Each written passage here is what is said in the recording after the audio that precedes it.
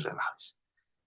En este acápite vamos a abordar los tópicos referidos a la planificación del cierre de depósitos, donde vamos a abordar los aspectos generales, los contenidos mínimos de los proyectos de planes de cierre, las fases de la vida de un proyecto minero y finalmente vamos a concluir sobre el tópico del desarrollo de un plan de cierre en faenas mineras. Empecemos entonces con la planificación del cierre de depósitos de relaves y veamos, a manera de aspectos generales, una experiencia en Chile referida a el cierre de una operación minera, sobre todo especialmente cuando no se tenía, digamos, la planificación de lo que son los cierres de faenas mineras. De tal manera de que acá queremos mostrar algunas experiencias que se han desarrollado para poder concretar el cierre de una faena minera. Este trabajo ha sido presentado por mi colega Mauricio Lemus, quien está trabajando en estos tópicos del cierre de faenas. Él hizo su exposición referida a rehabilitación de ambientes degradados por la minería, fundamentos y experiencias prácticas. Entonces, ya sabemos que Chile es definitivamente un país importante en términos de explotación minera y que definitivamente cuando se ha desarrollado la explotación minera, sin la componente ambiental, ha generado obviamente enormes efectos de impactos ambientales. Se puede ver, por ejemplo, en los sitios de almacenamiento de relaves, donde si bien la estabilidad química está garantizada, tomando en cuenta de que no hay la formación de drenajes ácidos de roca, es decir, que estos sitios de almacenamiento, como no llueve, son estables químicamente, pero sí hay un problema en términos de alteración de la calidad de aire, es decir, cuando hay ráfagas de viento se suspende material particulado que altera la calidad del aire, especialmente en las concentraciones de PM2.5 y PM10.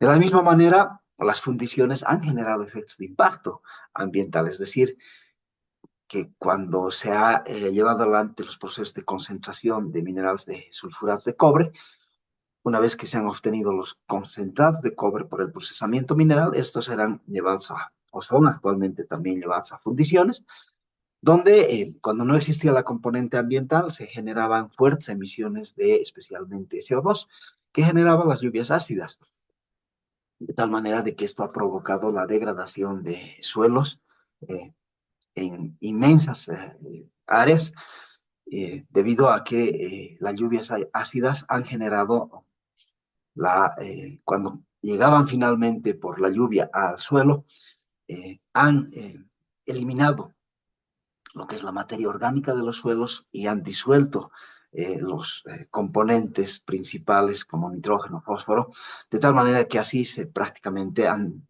eliminado la cobertura vegetal.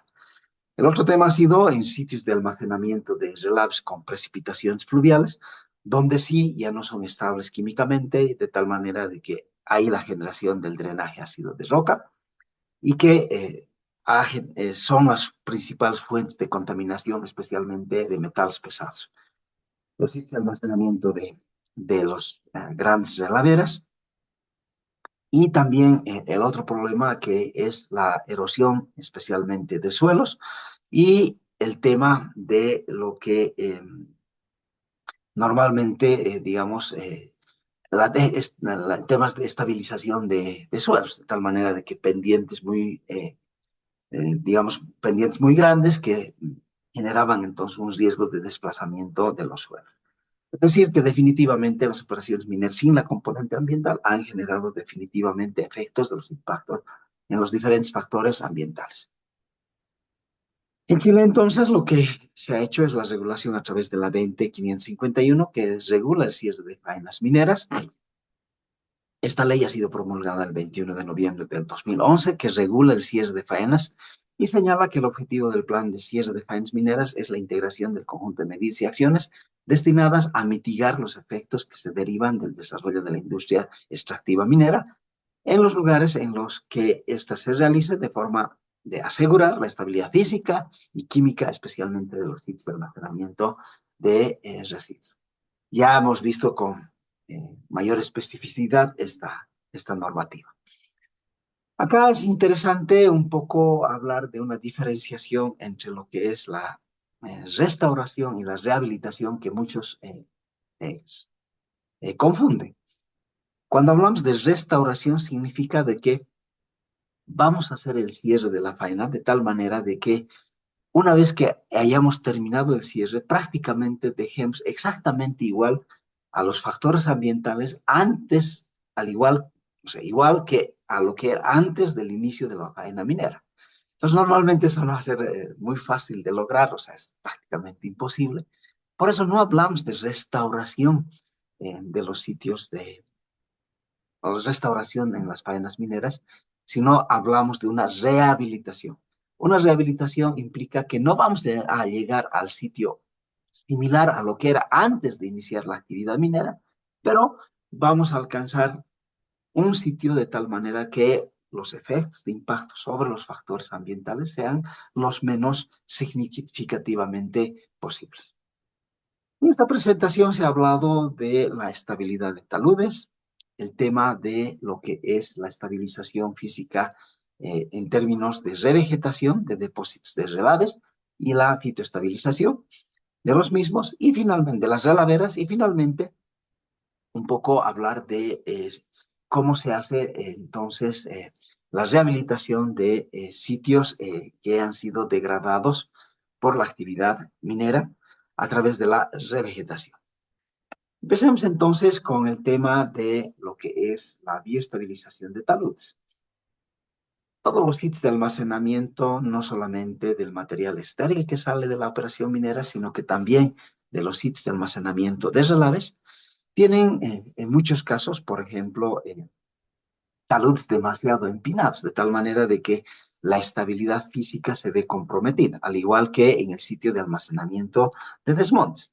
En ese contexto es importante entonces rehabilitar taludes inestables, cuyos objetivos van a pasar por disminuir la erodabilidad y la inestabilidad del talud, como se puede ver acá, recuperar la revegetación de las formaciones vegetales preexistentes y inducir procesos autógenos de tal manera de que así se logre entonces la estabilización física de estos taludes. En ese contexto, cuando hablamos de estabilización de taludes, la idea es que de alguna manera se logre disminuir el riesgo de desplazamiento del material que se encuentra en los frontis de los taludes. Eso puede ser utilizando, por ejemplo, lampas, neumáticos, piedra, etcétera, de tal manera de que así se logra entonces, de alguna manera, fortificar los taludes. Y la otra es considerar, por ejemplo, introducir maderos en el frontis de los taludes de tal manera que así se logre su estabilización. Entonces, una vez que se ha logrado la estabilización de estos taludes, se tiene que llevar adelante la implementación de la cobertura vegetal. Como ejemplo, podemos ver Quebrada Tez y Cancha Kelly son laderas ubicadas en las cercanías de la Fundición Caletones. Fíjense, si es que no se interviene, las lluvias directamente lavan, entre comillas, el suelo, es decir, hacen de que el material del suelo sea arrastrado por la corriente del agua y no existe entonces ninguna cobertura vegetal que frene este fenómeno. En ese contexto, lo que se ha hecho es introducir, entonces, como se puede ver, callapos de madera, de tal manera de que esa introducción de callapos garantiza la estabilidad del talud. Pero una vez que se ha introducido estos callapos, si no tiene cobertura, se va a seguir lavando el suelo con las lluvias. Si es que hay precipitación en la zona, entonces para evitar ese riesgo, lo que se hace es entonces llevar a cabo la hidrosiembra. Es decir, que permite que en lugares de difícil acceso se logre una cobertura vegetal rápida, disminuyendo en un corto tiempo la erodabilidad de las laderas inestables. Se puede ver como en Quebrada Kelly, en Quebrada Tez, en la ruta del ácido se está, entonces, una vez que se ha logrado la estabilización física de los taludes, llevar adelante la hidrosiembra. La hidrosiembra no es otra cosa que introducir semillas de cobertura vegetal autógenas a fuertes presiones, de tal manera de que así estas semillas puedan introducirse por presión en el suelo y lograr así su germinación. Pues se puede ver la quebrada test, por ejemplo, que una vez que se ha hecho la estabilización física, luego la estabilización con la cobertura vegetal, de tal manera de que así se evita entonces el arrastre del material y la erodabilidad del talud. De la misma manera en Quebrada Kelly, fíjense, antes y después, esto no es Photoshop, de tal manera de que así se logra la estabilización. De la misma manera, la ruta del ácido, como habíamos visto acá, sin ninguna cobertura vegetal y aquí con cobertura vegetal. Obviamente que también es importante señalar de aquí que muchas veces es importante introducir una enmienda. ¿Eso qué quiere decir? Que el suelo, si es que no tiene materia orgánica y si no tiene los nutrientes como sea el nitrógeno, fósforo, no va a haber posibilidad de que se pueda generar la cobertura vegetal. En ese contexto, la enmienda implicará entonces, si el suelo inclusive es ácido, neutralizar el suelo y luego recién llevar adelante la adición entonces de materia orgánica y de nutrientes, de tal manera de que así sobre ese suelo ya o sobre esa enmienda pueda generarse el desarrollo de la cobertura. En el tema de lo que es la rehabilitación de sitios de almacenamiento de relaves, ¿qué se ha hecho? Fíjense el problema principal que se tiene, especialmente en zonas de poca precipitación, donde la estabilidad química no es un problema, es decir, no hay generación de drenaje ácido de roca. Ya sabemos que el drenaje ácido de roca se genera cuando tres ingredientes están siempre presentes. El sulfuro, especialmente la pirita que está siempre presente en los relaves, el oxígeno y el agua. De tal manera que esos tres ingredientes generan el drenaje ácido de roca, que se caracteriza por una alta concentración de metales pesados disueltos, presencia de sulfato y un pH fuertemente ácido en el drenaje. Entonces, en estos casos donde no llueve, no hay ese problema, pero sí, como pueden ver, cuando ingresa una ráfaga de viento, inmediatamente se suspende el material, de tal manera que altera la calidad de, entonces, el aire, especialmente por PM10 o PM2.5, por material particulado, que puede poner en riesgo a una determinada población que se encuentra en las cercanías del depósito.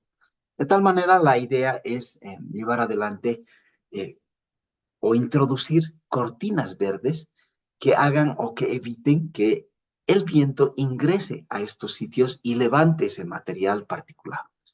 En ese contexto, la idea pasa entonces por la estabilización de los sitios de relaves, la estabilización química, la estabilización física. La estabilización química, que no haya ya formación de drenaje ácido de roca, pero como en estos sitios no hay lluvia, no hay problema en términos de estabilización química, sino en estabilización eh, física, que permita entonces cubrir las superficies de los relaves de tal manera que se generen estas cortinas verdes y evitan que el viento pueda entonces ingresar y suspender el material que se encuentra almacenado en estos relaves. Pero al mismo tiempo también el hecho de introducir cobertura verde puede permitir lo que se conoce como la fitoestabilización, es decir, la metodología que hace que las plantas que son tolerantes a metales pesados tienen la finalidad de inhibir la movilidad de los metales y así reducir el riesgo de futuras degradaciones medioambientales. Entonces, el objetivo, en este caso, de lo que es la rehabilitación de relaves, es de inmovilizar o reducir la biodisponibilidad de metales presentes en los depósitos de relaves, prevenir la erosión eólica o también hídrica y permitir la sucesión a largo plazo de la comunidad vegetal que se va propagando sobre la superficie del relave siempre y cuando la superficie del relave pueda tener una enmienda sobre la cual puedan crecer o pueda crecer la cobertura vegetal. Esto se ha hecho en algunos, se ha hecho experimentaciones exploratorias en principio, donde se puede ver, por ejemplo, eh, un sitio de almacenamiento de relaves de casi 300 millones de metros cúbicos de relaves de cobre, donde se encuentra aquí la ubicación en coordenadas, y en la zona de Rancagua, de tal manera de que se tiene una topografía donde, fíjense, se ha buscado esta topografía donde hay cerros, de tal manera de que así se ha evitado la construcción del dique, de tal manera de que solamente el dique se ha construido en esta parte. Y así entonces se ha ido almacenando los relaves en este sitio. Esos relaves tienen la característica de que tienen un pH ácido 3.6, 990 gramos por tonelada de cobre, en un clima donde tiene poca precipitación pluvial. Esto se ha hecho en 1980, donde se ha logrado la reforestación sobre la superficie del relave. Para ello se ha iniciado entonces con pruebas pequeñas, obviamente a pequeña escala, de una hectárea, y luego se ha subido hasta 6 hectáreas.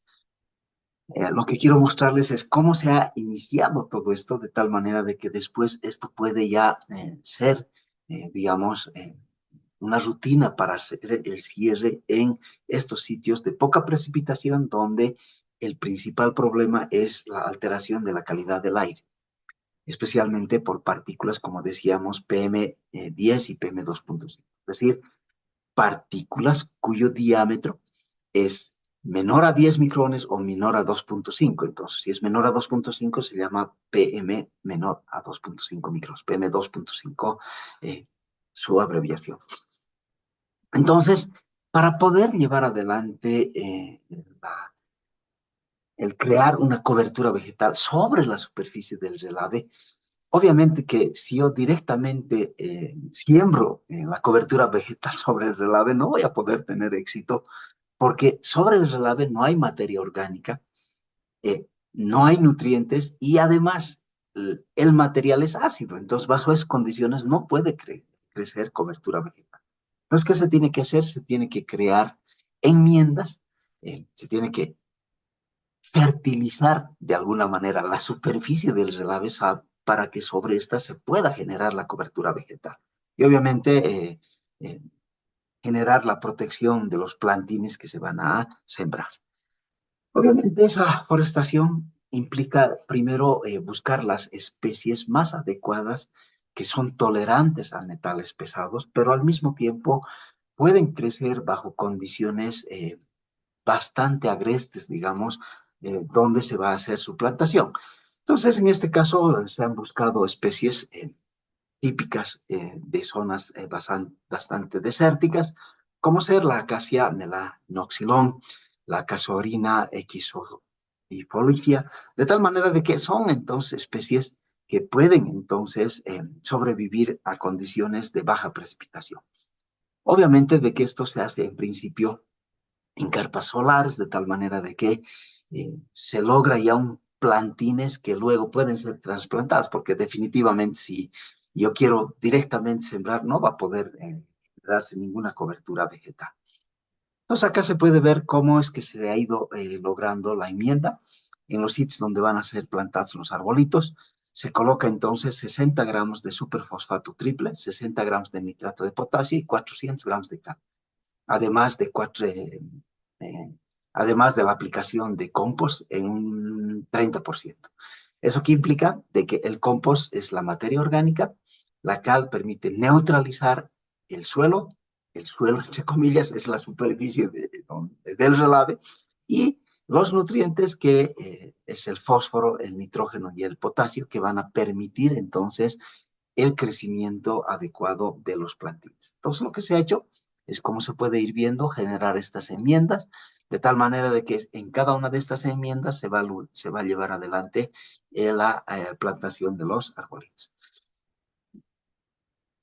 El otro tema es que además ya sobre la superficie misma se ha introducido también eh, para generar el crecimiento de cobertura autóctona, ya no plantas, sino cobertura autóctona. Se ha utilizado entonces 20 toneladas por hectárea de cal para neutralizar la superficie del relave, que es ácida, y al mismo tiempo el uso de 0,6 toneladas por hectárea de superfosfato triple, que entonces va a tener el nutriente necesario para la cobertura vegetal autóctona. Acá ya se puede ir viendo cómo es que se ha hecho la plantación de los árboles, la forestación, pero al mismo tiempo la plantación de la cobertura vegetal.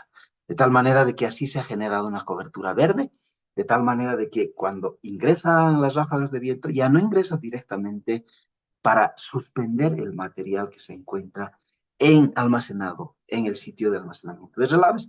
Y lo interesante es de que esta zona donde prácticamente no se haya introducido nada, no se ha hecho ninguna enmienda, poco a poco ha ido ganando terreno la cobertura vegetal, de tal manera de que eso demuestra de que poco a poco va propagándose la cobertura vegetal sobre la superficie de los relaves. Obviamente de que es importante el poder establecer qué cobertura autóctona vegetal va a ser apropiada para el sitio donde va a hacer o va a llevarse adelante esto de la siembra de la cobertura vegetal.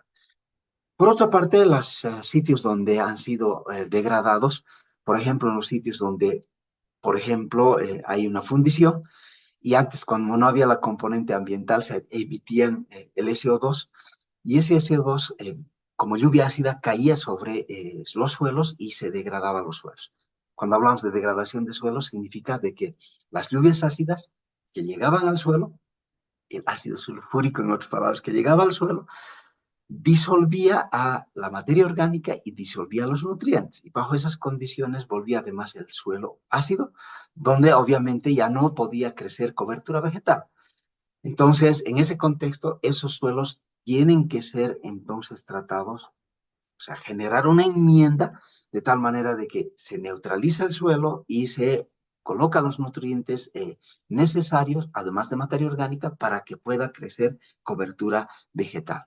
Es decir, en ese contexto se ha mejorado la estructura, la fertilidad, el pH de los suelos con la enmienda y se ha entonces logrado llevar adelante la propagación de cobertura vegetal.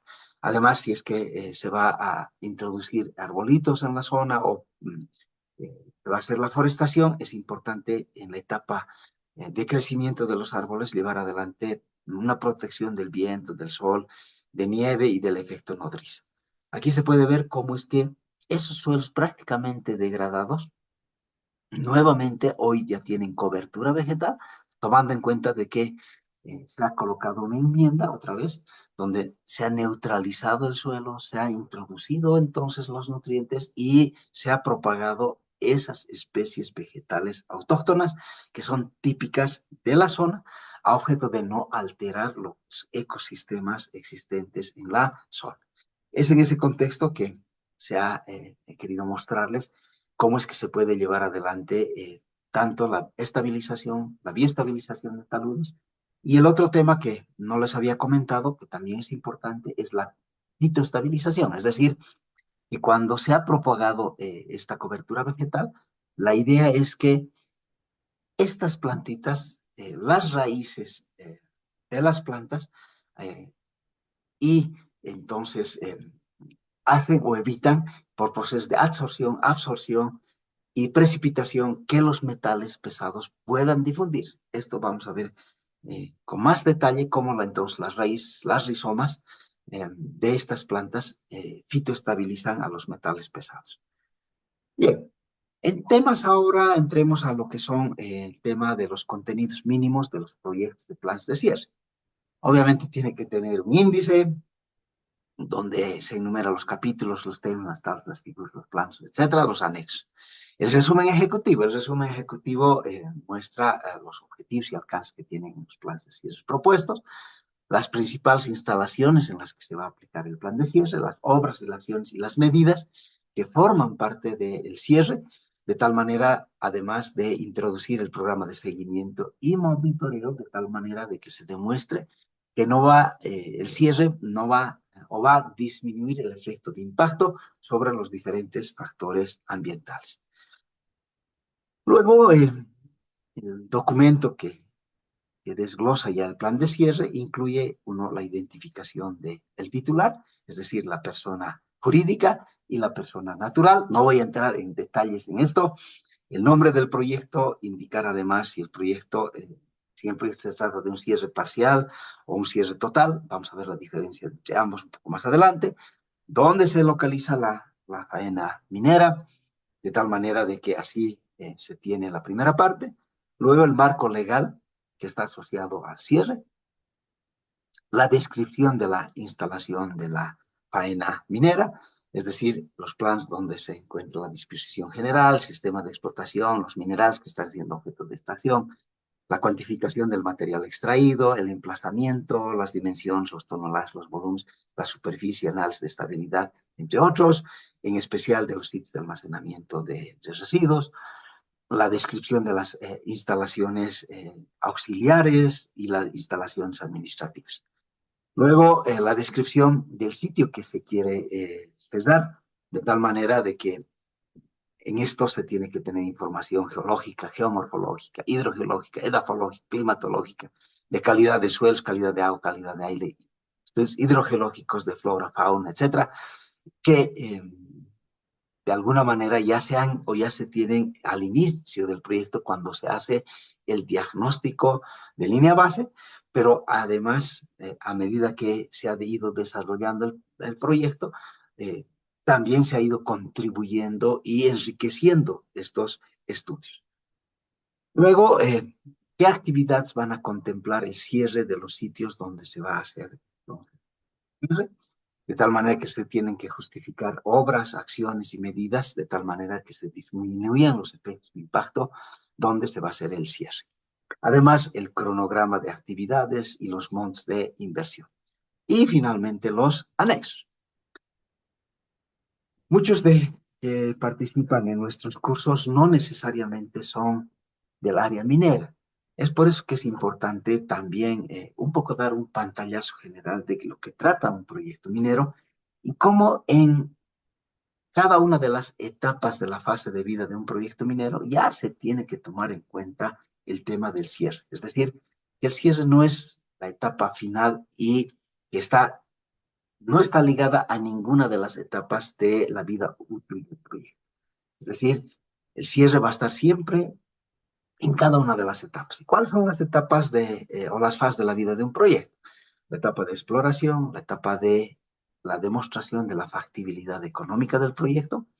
Una vez que se demuestra que es factible, eh, tomando en cuenta el grado de seguridad geológica, es decir, cuánto del elemento de interés se encuentra en el sitio donde va a ser explotado, pero al mismo tiempo se demuestra la factibilidad económica para poder explotar ese recurso o esa reserva, de tal manera de que así se planifica y diseña el proceso de explotación, se construye y se pone en ejecución el proceso de explotación de esa reserva y luego ya se ingresa al cierre y poscierre.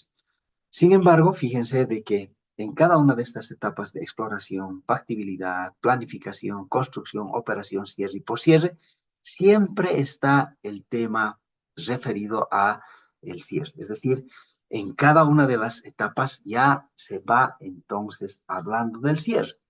Eso con el objetivo de que se disminuyan los costos de cierre en toda la fase, digamos, de la vida del proyecto. ¿Eso qué quiere decir? Que cuando hablamos de exploración, por supuesto, una vez que se ha hecho la exploración, tengo que hacer el cierre, porque una vez que he hecho las calícatas, tengo que hacer el cierre de manera de que éstas no generen un efecto de impacto. De la misma manera, cuando se va a la etapa de planificación, obviamente de que con los cores que he obtenido en la etapa de exploración, yo ya puedo, porque fíjense hoy en día, cuando hablamos de la ley 20.551, definitivamente el plan de cierre tiene que ya estar monetizado. ¿Eso qué quiere decir? Que el plan de cierre se tiene que saber cuánto va a costar el cierre sin que se haya iniciado con la etapa de explotación. De tal manera de que cuando se toman los cores, las muestras de los cores, ya se tiene que establecer si estos materiales son o no generadores de drenaje ácido de roca. A partir de esta información se tiene que establecer cuánto es el volumen de residuos de estériles que vamos a generar en la etapa de planificación y diseño, es decir, cuando queramos hacer la explotación del yacimiento. Y obviamente vamos a tener que saber cuánto es el área del sitio de almacenamiento de estériles, que son generadores y que van a requerir un método de cierre para disminuir los efectos de impacto que se puedan causar a los diferentes factores ambientales.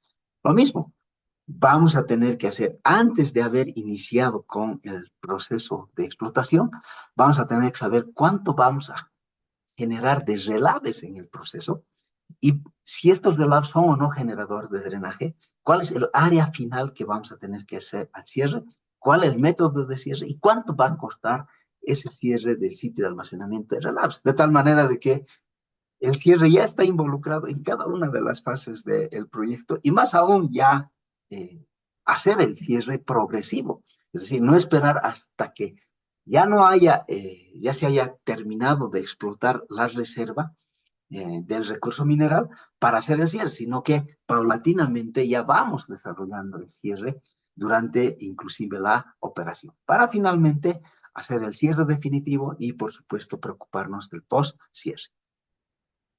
Entonces, muy rápidamente voy a pasar cuáles son las fases que tiene entonces el proyecto y qué es importante en cada una de las fases.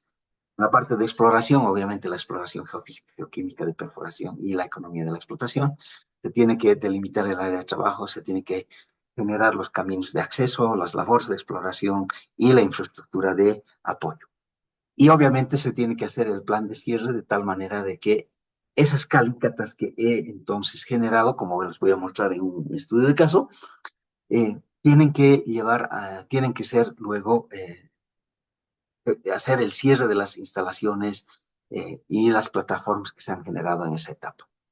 Y en la etapa de estudio de factibilidad del proyecto es importante seleccionar el tamaño de la mina, los métodos de explotación, la determinación de reservas, como les voy a mostrar en el estudio de caso, cómo es que se va a hacer la explotación, si va a ser subterránea o va a ser a cielo abierto, el equipo que se va a utilizar, las inversiones, la determinación de costos de operación, de comercialización, los flujos de caja, los aspectos legales, etc.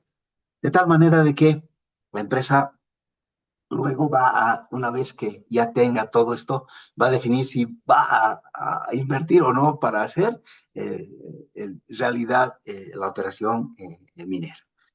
Luego la planificación y diseño. En la planificación y diseño vienen los ingenieros de minas donde definitivamente establecen cuál es la mejor manera de poder explotar el recurso minero de tal manera, o la reserva, de tal manera de que sea lo más eficiente posible. Para ello va a ser importante definir los requisitos de infraestructura, las opciones de mano de obra, los impactos sociales y ambientales, los impactos a las comunidades y las culturas indígenas, además de las consideraciones económicas que puedan afectar a la planificación. En la planificación es importante generar o establecer el área de alteración, la identificación de las comunidades del entorno, las condiciones en las que se encuentra donde se va a hacer la explotación desde el punto de vista del ambiente físico, biológico y sociocultural, las dimensiones de las instalaciones, identificar la disposición, los sitios de disposición final de los residuos, la generación de drenaje ácido de roca, etcétera, etcétera, estimar los costes de cierre, poscierre y todo aquello. Ya en la etapa de construcción, las vías de acceso, pistas de aterrizaje, va a haber la necesidad de hacerlas, los campamentos, el tema de la infraestructura de lo que va a ser el tema de tratamiento de aguas residuales, de los campamentos, las instalaciones de manejo de afluentes domésticos, el tema de las instalaciones de gas, de electricidad, las instalaciones de almacenamiento de combustibles, etcétera, etcétera, etcétera, las pilas de acopio, las canteras, los puertos, las líneas verdes, etcétera, para llevar adelante el proceso de construcción. Es importante que las mejores prácticas de cierre de minas consideran la planificación e implementación de las medidas de finalización y cierre de la mina durante la etapa de operación. Es decir, en la etapa ya de operación, ¿no? Se tiene que obviamente llevar adelante la extracción de manera eficiente y segura los recursos minerales. De tal manera de que así, en la fase de operación, se puede dividir en la puesta en marcha, la operación desarrollada y las etapas de planificación previas al cierre. Y finalmente ya la etapa del cierre, donde corresponde a la última etapa del ciclo minero y se inicia cuando la mina termine sus operaciones, pero como ya les he dicho, en muchos casos de manera paralela a la operación ya se está dando lugar también al cierre de ciertos sitios de almacenamiento de residuos o de algunas instalaciones, etc. Sí se debe de planificar con anticipación desde el inicio de la actividad minera, con el objeto de evitar que al momento de cierre existan algunos sitios contaminados y se deben implementar medidas de cierre costosas y de largo tratamiento. Es importante además de que,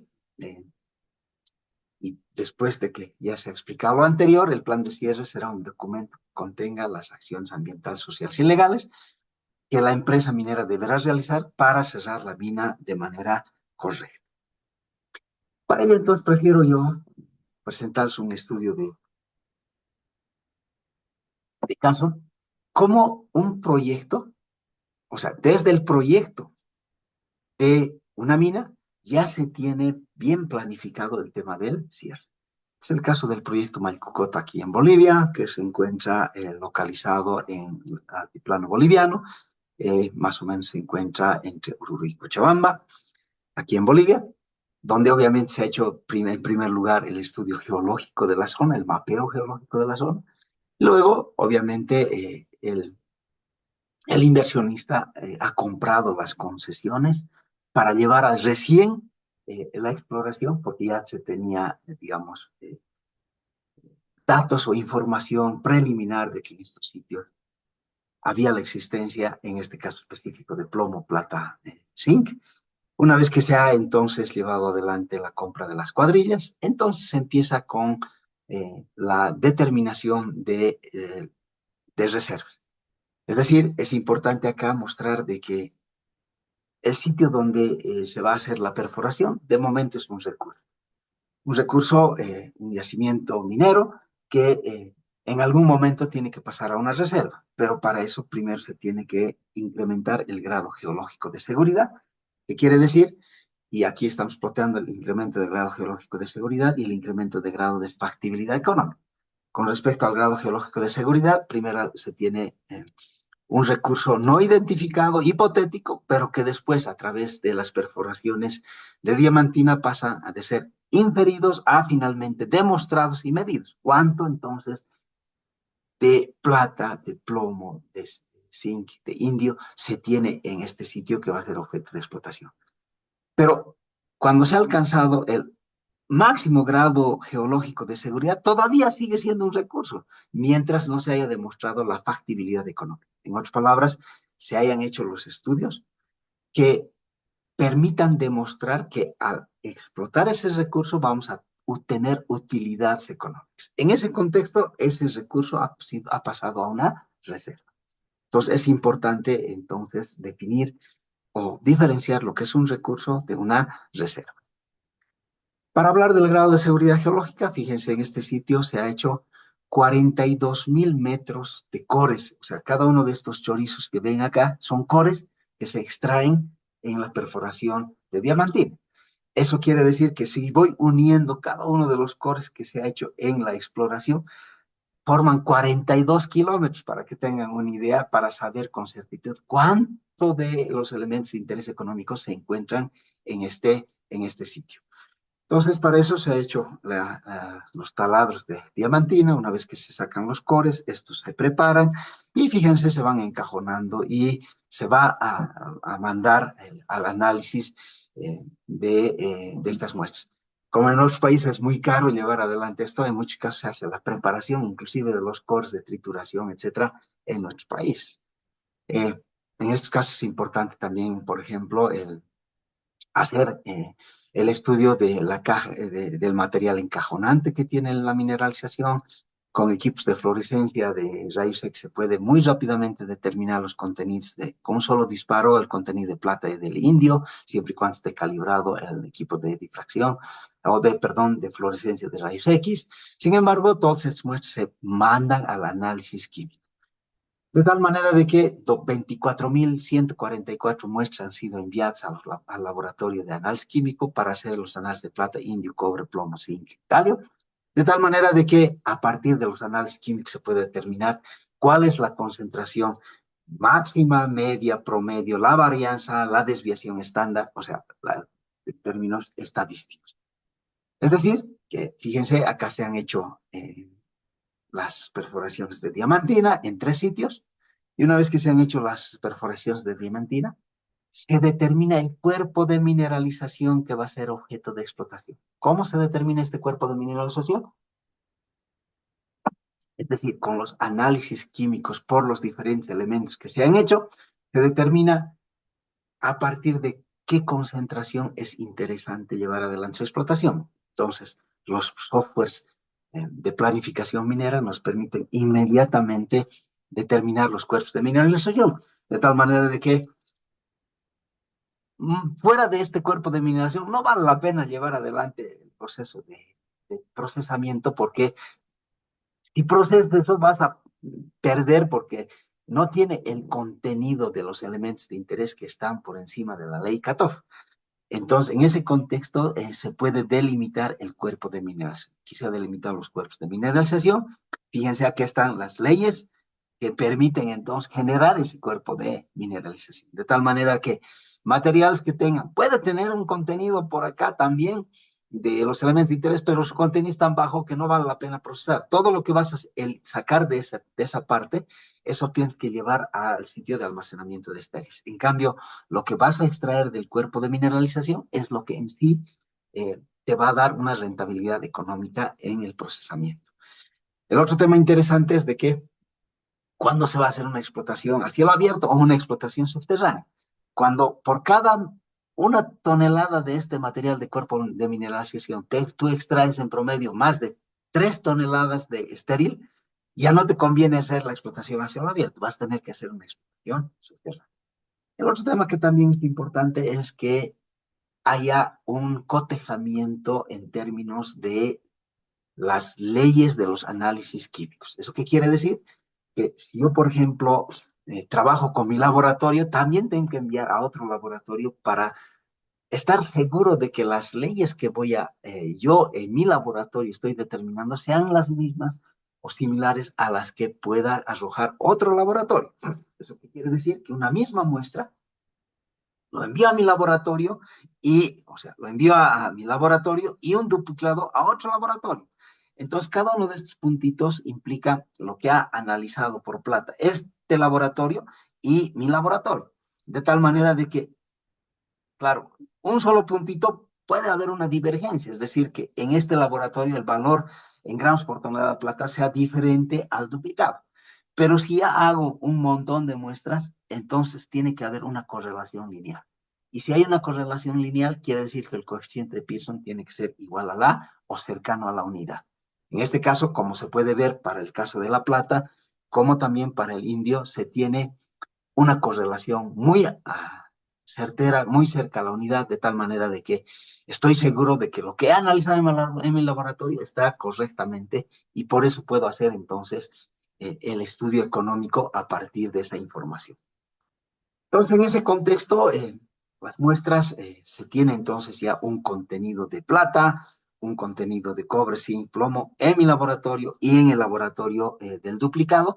Y a partir de eso, como estoy seguro, ya puedo entonces tener cuánto de reservas, o cuánto en sí, mejor antes, no todavía una reserva, sino cuánto de recurso tengo en términos de contenidos de plata, de indio, de galio, cobre. De tal manera de que medido, inferido, etcétera, tengo entonces medido más el inferido, 254 millones de toneladas de plata, y la concentración por promedio de 28.1 gramos por tonelada. Es decir, ya sé exactamente cuál es la concentración de plata que tiene el cuerpo de mineralización que va a ser objeto de explotación.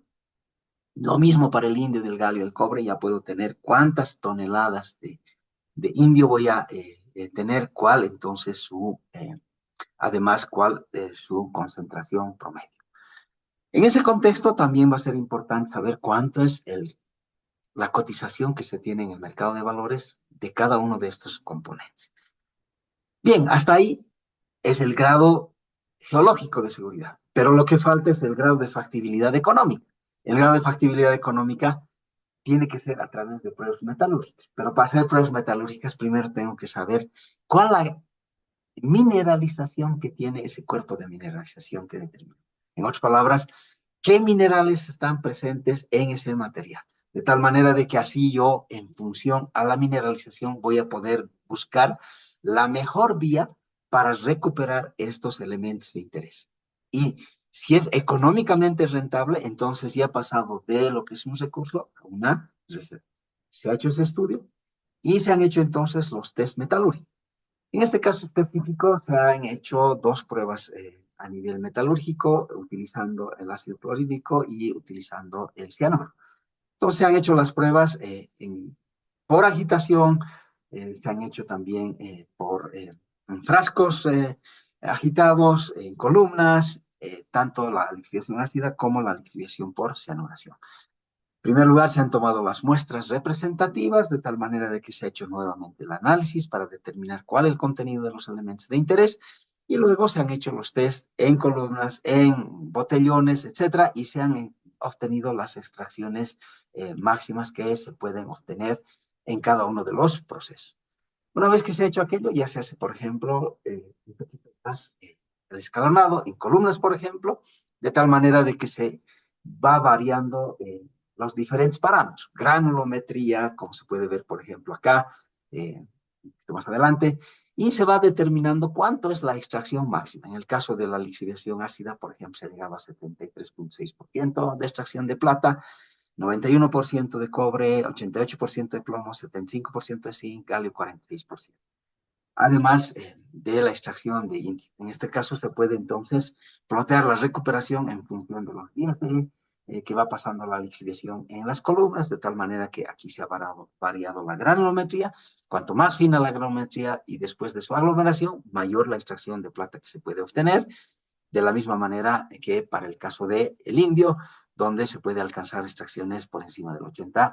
De tal manera que así, metalúrgicamente, puedo optimizar el proceso y decir, la mejor prueba permite entonces a un cuarto de material, a 73% de plata, 81% de extracción de indio y extracciones de plomo, zinc, cobre y galio, tal cual como se muestra en esta tabla. A partir de eso, digo, esta es la única alternativa? A ver, veremos la cianuración si nos permite o no obtener mayor extracción. Se han hecho entonces pruebas metalúrgicas de extracción en columnas, se ha ido viendo cómo se va extrayendo en función de los días para diferentes muestras, y se han hecho una curva de extracción, pero al final se dice de que el tema de la cianuración es bien complicado en nuestro medio, tomando en cuenta de que el efecto tóxico que puede tener el cianuro, aunque si se maneja adecuadamente los procesos de cianuración, no hay problema, pero para la gente, en nuestras comunidades, el hablar de cianuro es pecado, de tal manera de que se ha entonces dicho, el proceso de extracción va a ser por lixiviación ácida. En ese contexto, y como ya se tiene las pruebas en columna, yo puedo ya diseñar y dimensionar eh, bajo qué condiciones ya en planta a nivel industrial se va a llevar adelante la lixiviación en pilas. De tal manera de que así yo puedo tener, por ejemplo, para tratar 40.000 toneladas, se va a requerir una superficie en la pila de 363 metros cuadrados, una altura de la pila de 8 metros cuadrados. Para eso obviamente necesito la densidad del material. Tengo que además cuántos va a ser el,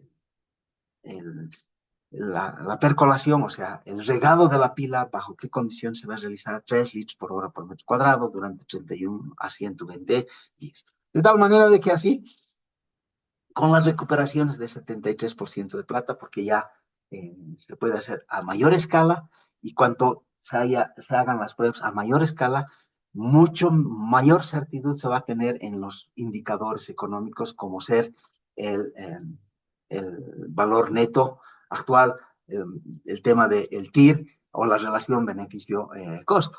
De tal manera de que así se ha hecho estas pruebas, de tal manera que se tiene 73% de plata, de tal manera de que diariamente se va a producir 904 kilos de plata cuando trate 40.000 toneladas de material. Lo mismo del indio, ¿Cuánto de indio? 191 kilos de indio que va a ser obtenido en los procesos.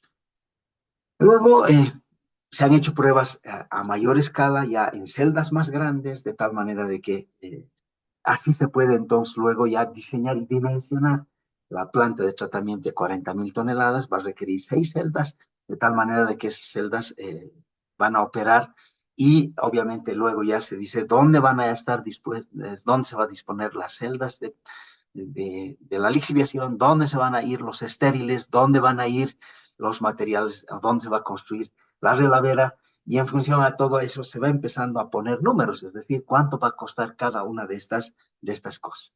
De tal manera de que al final ya se tiene el diseño conceptual del proceso, va a ser un proceso de lixiviación, y una vez que haya hecho la lixiviación, la plata, el cobre han pasado a la solución, al igual que las otras especies iónicas, el zinc, el plomo, etcétera, de tal manera que por cementación yo voy a lograr que se cemente la plata y el hierro, la plata y el cobre, y luego por proceso pirometalúrgico voy a separar la plata y el cobre, y así voy a poner, entonces, obtener lingotes de plata, lingotes de cobre. Y luego, la solución tengo que recuperar el indio. Para recuperar el indio voy a ir añadiendo cal, de tal manera de que cuando llegue a valores de pH de 5.3 se va a precipitar el hidróxido de indio, y eso por un proceso pirometalúrgico voy a recuperar los lingotes de indio. Y finalmente, eh, la solución voy a añadir sulfuro de sodio, de tal manera de que precipite el cobre, el plomo, el zinc en forma de sulfuros. De tal manera que así he logrado entonces el diseño conceptual de todo el proceso.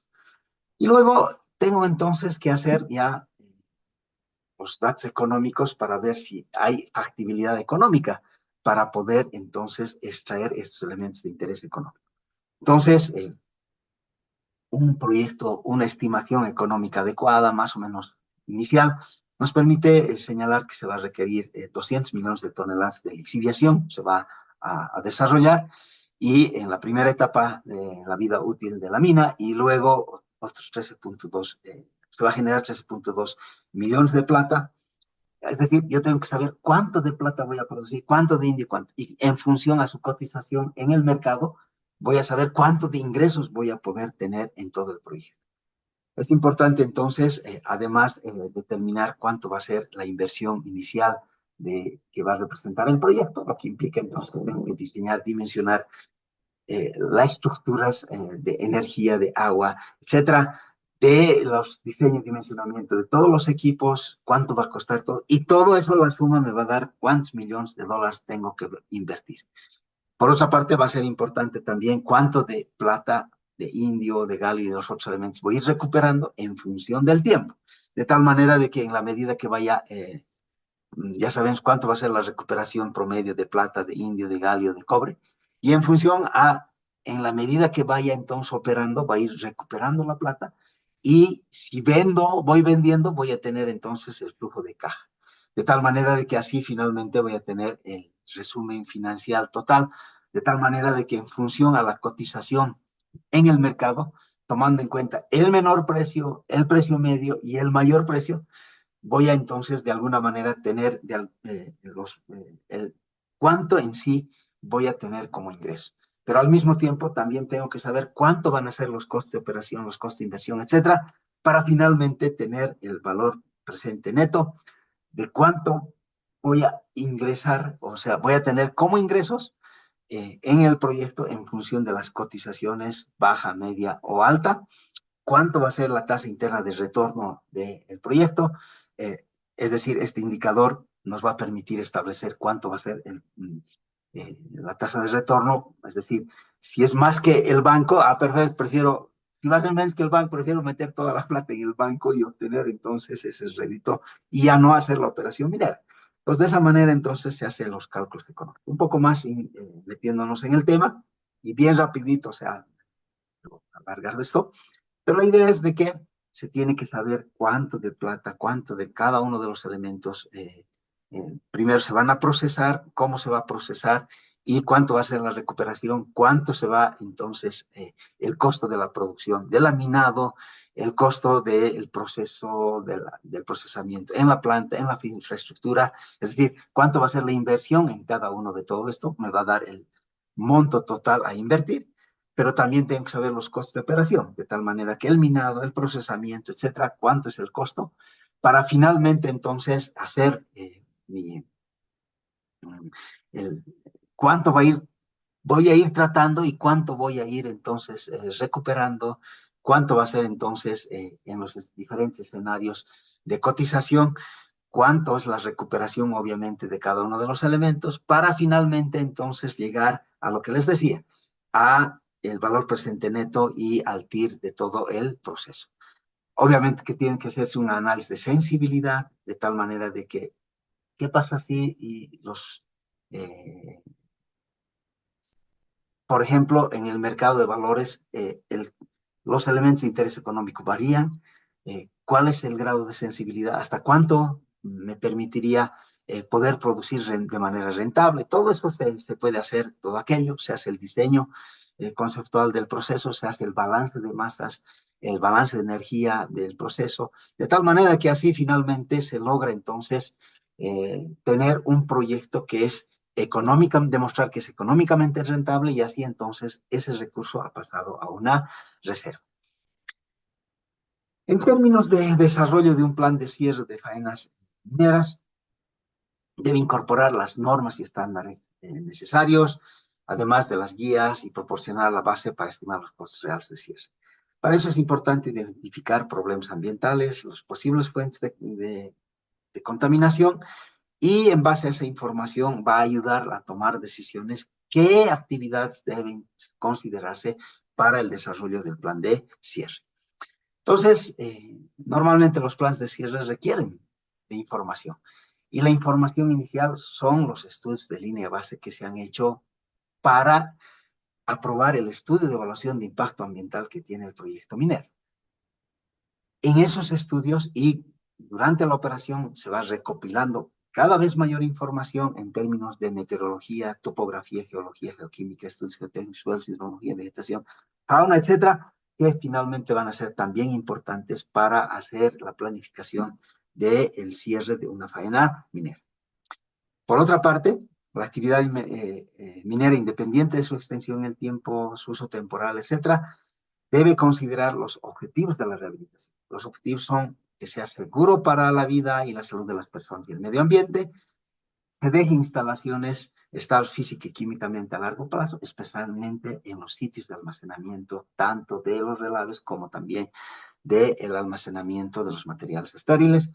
Y un tópico que todavía no está claramente definido, el uso que se le va a dar posterior a el cierre.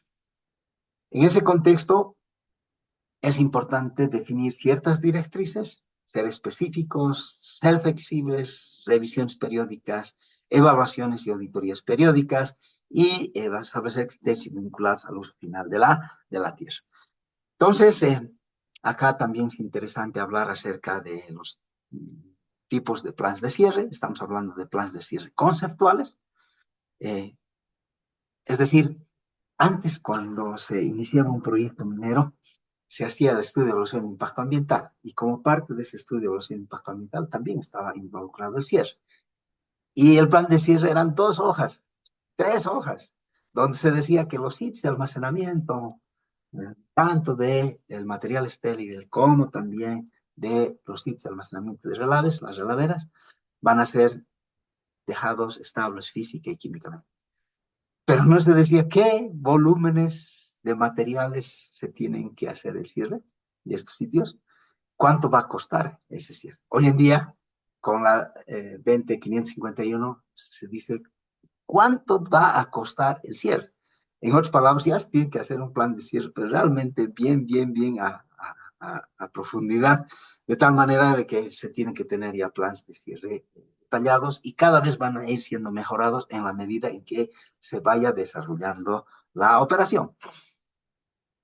Puede haber también planes de cierre temporales porque por alguna razón, por alguna paralización temporal de actividades, se puede entonces presentar un plan de cierre temporal y en muchos casos, o en algunos casos mejor, formulado así, se puede hablar de plan de cierre anticipado, porque por ejemplo, si hay una caída de la cotización del elemento de interés que está siendo objeto de explotación, en ese momento no voy a seguir trabajando a pérdida. Entonces voy a tener que hacer un plan de cierre anticipado por estas contingencias que se hayan podido presentar.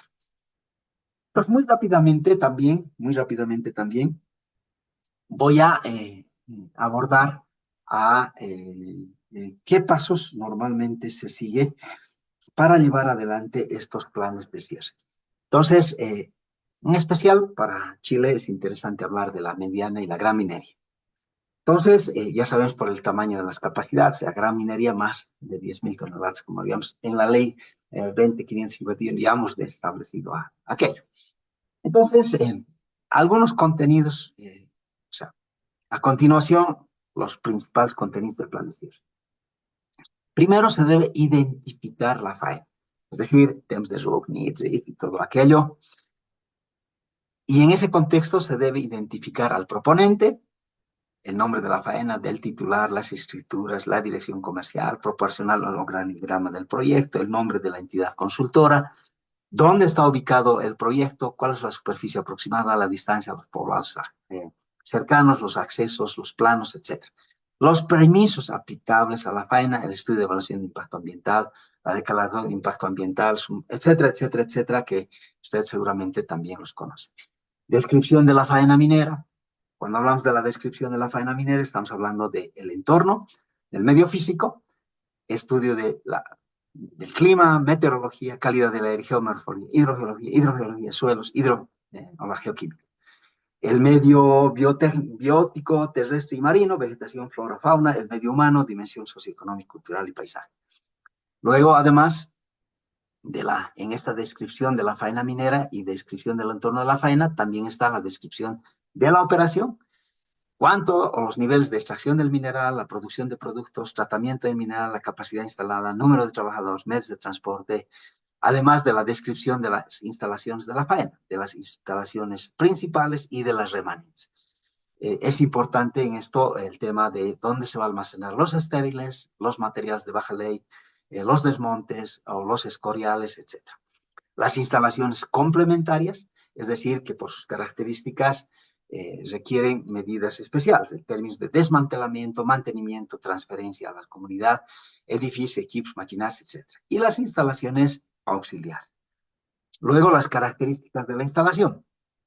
Me refiero a cada una de las instalaciones remanentes, complementarias o auxiliares, que debe tener una descripción adecuada, la ubicación de cada una de estas instalaciones, la evaluación de riesgos que se pueden tener estas instalaciones remanentes, además de las medidas, actividades y obras de cierre.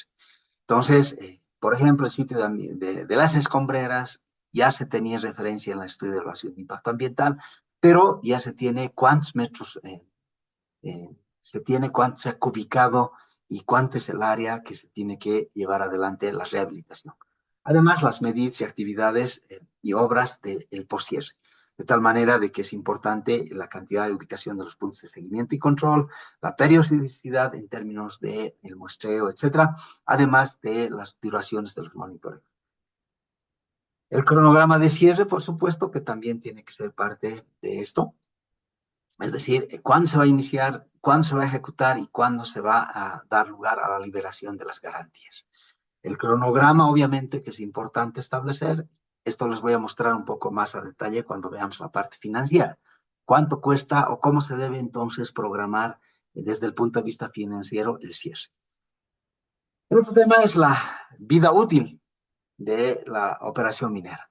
Es decir, la vida útil va a ser función, obviamente, de cuánto de recursos minerales se encuentran en el sitio donde se va a hacer la explotación del yacimiento. Esto está basado en la ubicación, la cantidad, la ley, la continuidad, las características geológicas, etcétera. Además de la determinación de las reservas minerales, que eso ya un poco les había mostrado, donde es importante desde el punto de vista de el incremento del grado geológico de seguridad, los recursos indicados, medidos, etcétera, de tal manera que así nos va a permitir llevar adelante el cálculo de la vida útil del proyecto. El cálculo de la vida útil del proyecto normalmente se calcula a partir de los recursos minerales, cuánto existe medido, inferido, indicado, sobre los niveles anuales de extracción, de tal manera que así puedo calcular la vida útil del proyecto. Normalmente en la gran minería se puede probado sobre los niveles anuales de extracción. La caracterización físico-química es importante de los materiales que son extraídos, ya sea en las explotaciones a cielo abierto o subterráneas. Esto está en función del porcentaje de sulfuro que estén presente en los materiales. En la normativa europea se dice que cuanto el contenido mayor a 1%, inmediatamente estos residuos son generadores de drenaje ácido, no son estables químicamente y sí tienen que entonces generar medidas adecuadas para el cierre del almacenamiento de estos residuos. Entonces, cuando se hace la exploración de diamantina, no solamente se hace la caracterización por los elementos de interés económico, sino que también desde el punto de vista del comportamiento geoquímico de estos, es importante hacer el análisis por calcio, por sulfato, por la presencia de sulfuro, porque así vamos a poder predecir su comportamiento geoquímico. Y a partir de esa predicción vamos a poder saber qué cantidad de estos materiales van a ser almacenados en principio en los sitios de almacenamiento del material estéril y si estos residuos van a ser o no generadores de drenaje y si van a ser generadores de drenaje en función al volumen, al área y el método de rehabilitación, vamos a saber cuánto va a costar la rehabilitación de estos sitios de almacenamiento de estériles y de la misma manera para el caso de los relaves que se generan después del procesamiento metalúrgico. Entonces va a ser importante la estabilidad física y la estabilidad química. La estabilidad física especialmente por el tema de los taludes y la estabilidad química por el tema de la generación de drenaje ácido de el plan de cierre.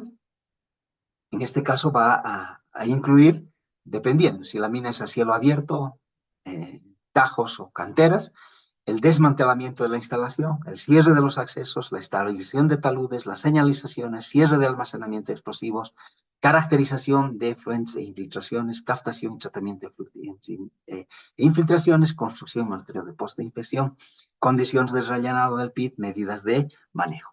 Si se trata de una explotación subterránea, en Chile casi muy pocas son las explotaciones subterráneas, por eso no voy a entrar en detalle. El sitio de almacenamiento de relaves. En el sitio de almacenamiento de relaves y botaderos y escombreras tienes que hablar acerca de los métodos de construcción del dique, estabilización de taludes, cobertura superficial para que no se genere el drenaje ácido, monitoreo de los efluentes e infiltraciones, captación y tratamiento de los efluentes e infiltraciones, compactación, caracterización química y mineralógica de los materiales que están en el sitio de almacenamiento de relaves, además de análisis de posibilidades de reutilización, reciclaje de los estériles.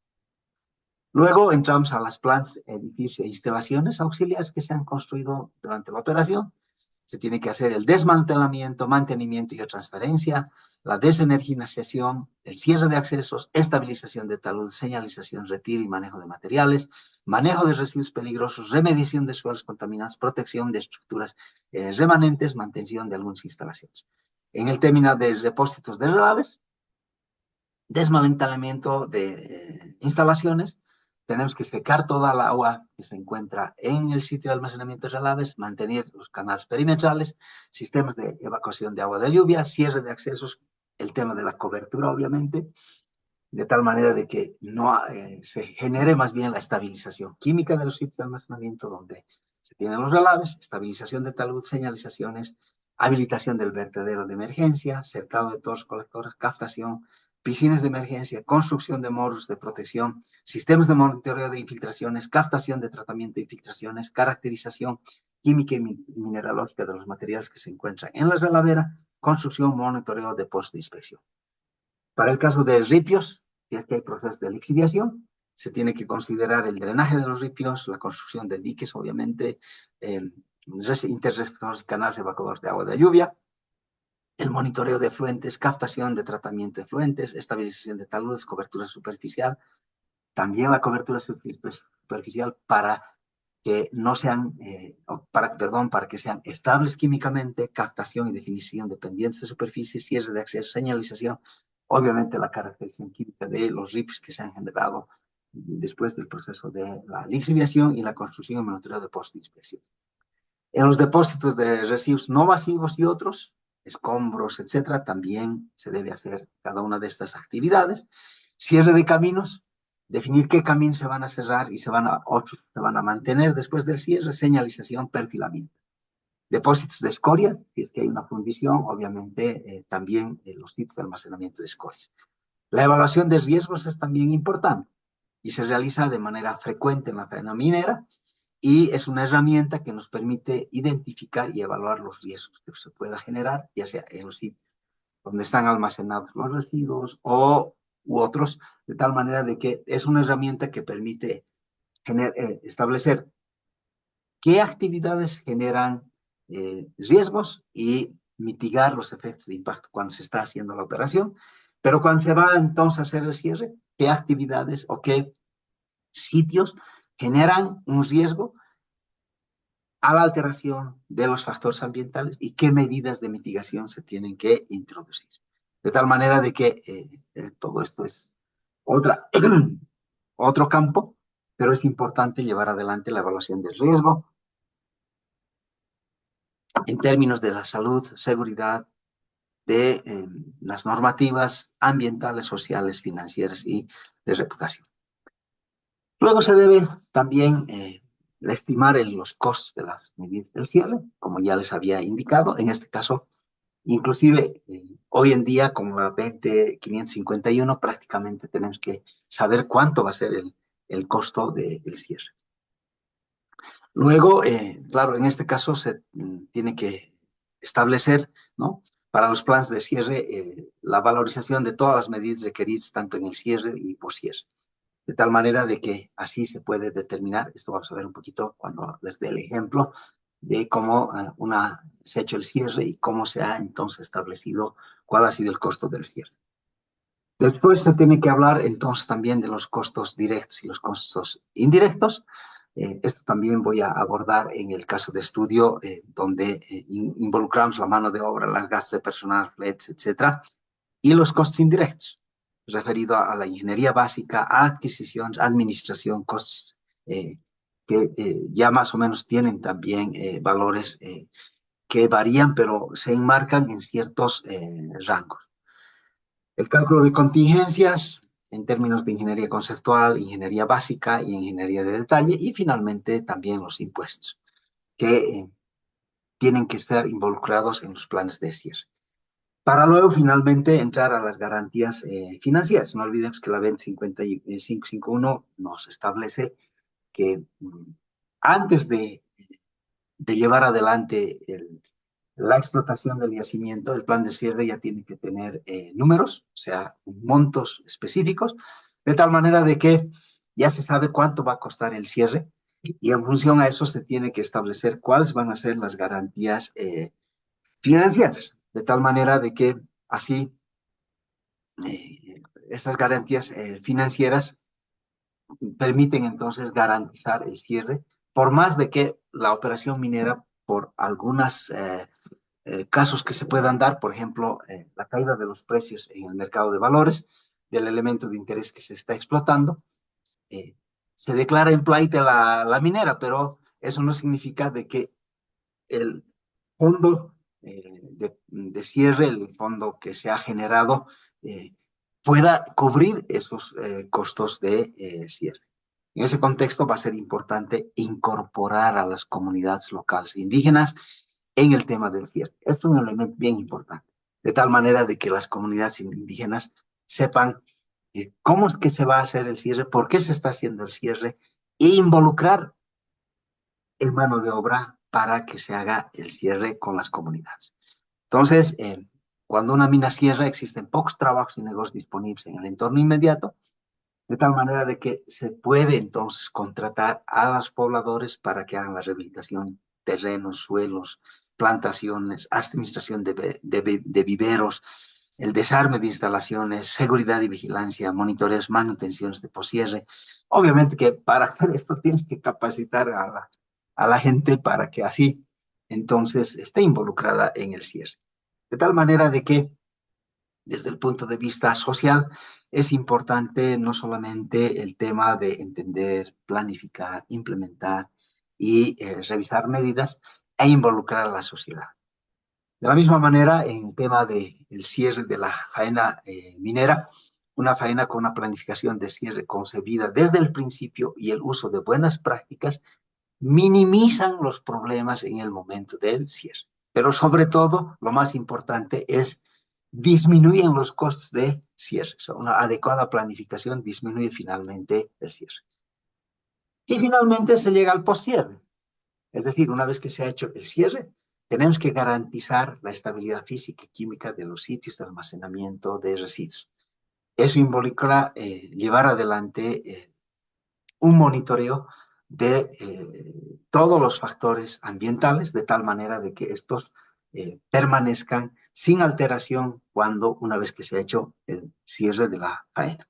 Para eso es importante considerar los objetivos fundamentales, cuáles son la mantención de las instalaciones a perpetuidad y el uso futuro de la tierra, que como les he dicho, es un tema que todavía no está muy claro, pero que les voy a ir mostrando en el tema de cuando veamos el tópico de estrategias de economía circular, qué es lo que se puede hacer en estos sitios donde han sido objeto de cierre.